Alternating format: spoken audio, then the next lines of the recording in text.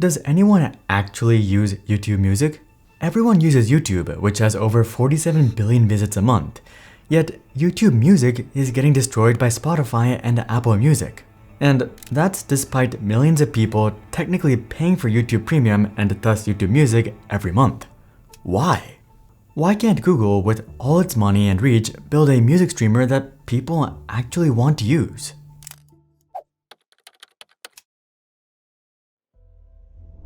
Let's take a look at the numbers. First in the music streaming race by a wide margin is Spotify, with 263 million premium users at the end of 2024. But in second place is YouTube Music, who have 125 million paid subscribers, then Apple Music at 93 million and Amazon Music at 80 million. But wait, isn't YouTube Music losing here, but they have the second largest pool of paying subscribers? This is the figure YouTube likes to boast. Huge numbers, huge adoption. But when we look a bit closer, the picture becomes clearer. Spotify, Apple, and Amazon all offer standalone paid music streaming. The anomaly in this lineup is YouTube Music, which isn't actually a standalone service. It's bundled inside YouTube Premium, aka ad-free videos, and thanks to royalty laws, we know how many. Over 70% of YouTube Music plans come from bundles, which means YouTube Premium. So for dedicated plans, YouTube Music falls down to about 37 million. This shows us that most people aren't seeking out YouTube Music. But there's still 125 million total customers, even if most come from Premium. Yet it seems like none of them use YouTube Music. YouTube has over 2.5 billion monthly active users and 47 billion visits a month. Over 30% of all humans on Earth use YouTube every month. People are familiar with YouTube. Surely they would jump onto YouTube Music, especially if they're paying for YouTube Premium and drop Spotify, or perhaps never even sign up for Spotify at all. But that's not what's happening. Customers aren't talking about YouTube Music, and artists certainly aren't. YouTube Music also has by far the worst payout, at an average of 0.2 of a penny per stream, 30% less than Spotify, who already isn't known for paying artists well. As it turns out, this isn't even the first time this sort of thing has happened. Google has a bit of history of spending millions on software that no one uses. Widespread accessibility, yet no adoption. To find out what's actually happening with YouTube Music, we have to go back to the 2010s.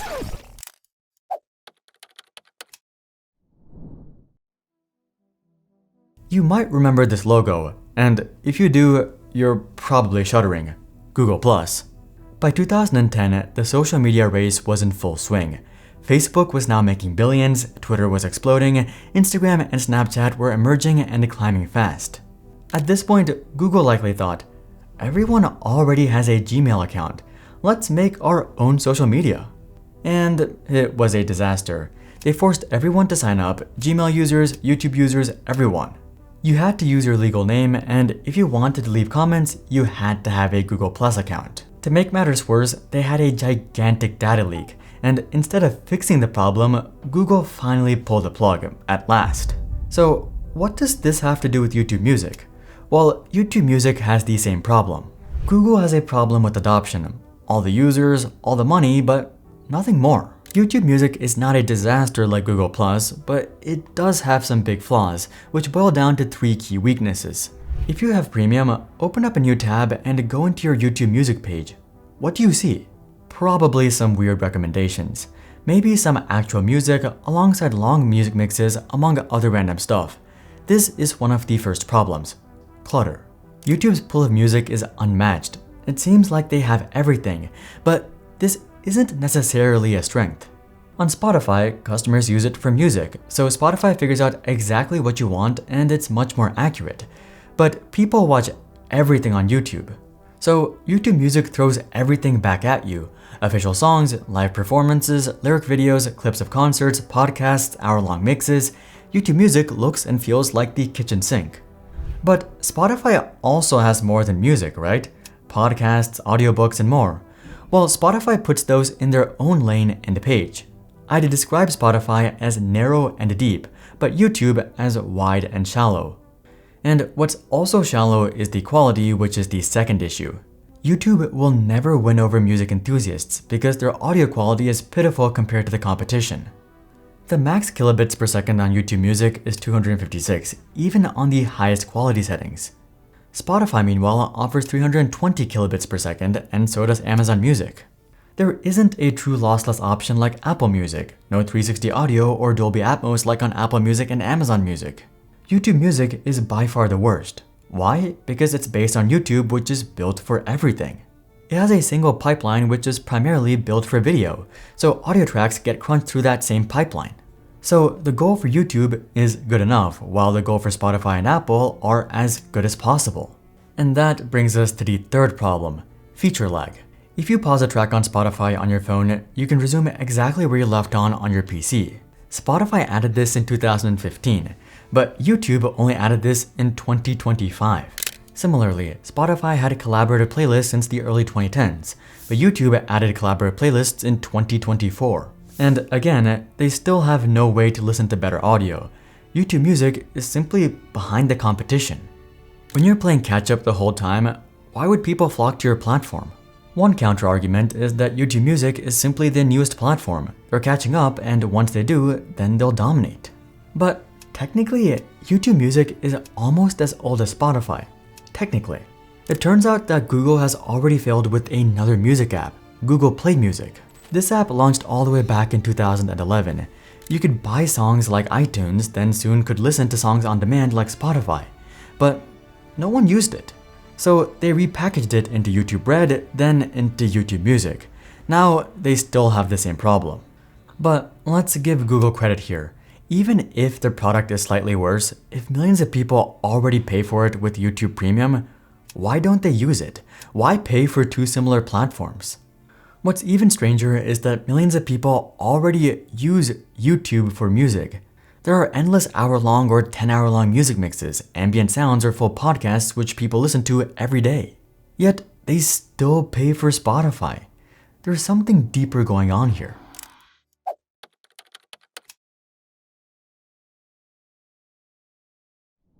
Over the years, we've racked up 170 million views, but we still haven't crossed 1 million subscribers.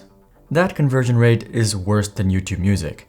It would be a dream come true to reach 1 million subscribers by the end of this year. And if you watching right now subscribe, that dream can actually become a reality. When Microsoft saw how successful Slack was, they made what's largely a clone, Microsoft Teams.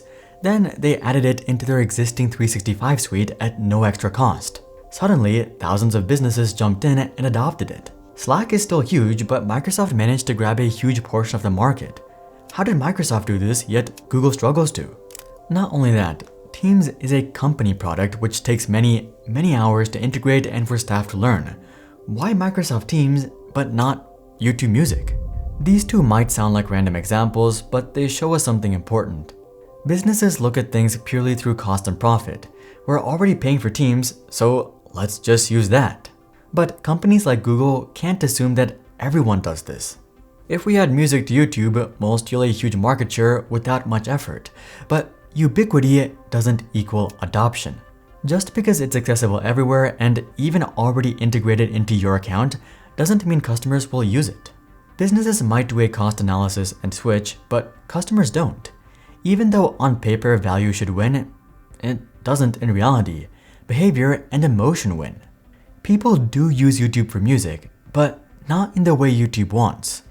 People open regular YouTube, type lo-fi beats or 10-hour Zelda rain, and play one video in the background.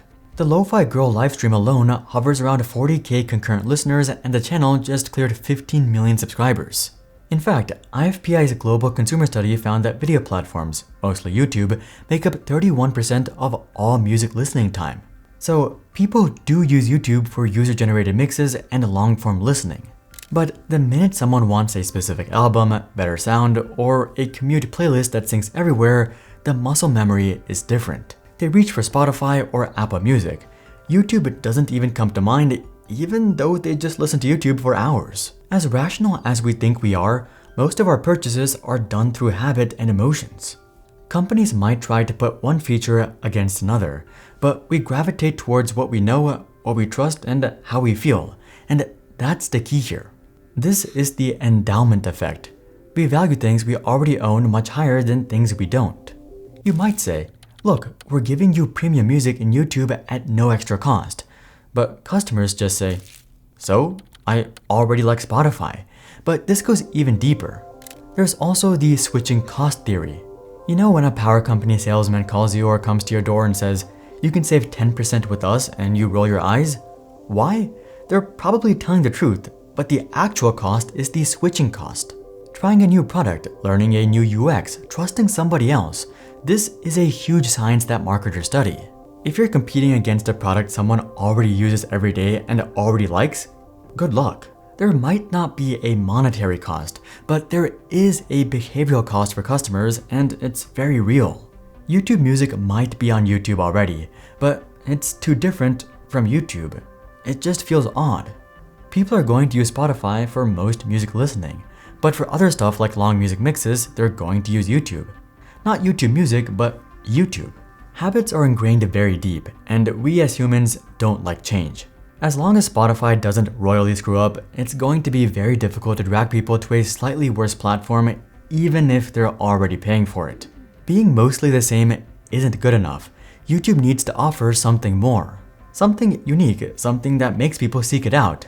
Until then, it'll remain an afterthought. Google probably isn't too worried about YouTube Music though, because they have much bigger concerns, like Google Search dropping below 90% market share for the first time. Check out this video to learn more. But until then, I'm Hari, and I'll see you guys on the next one.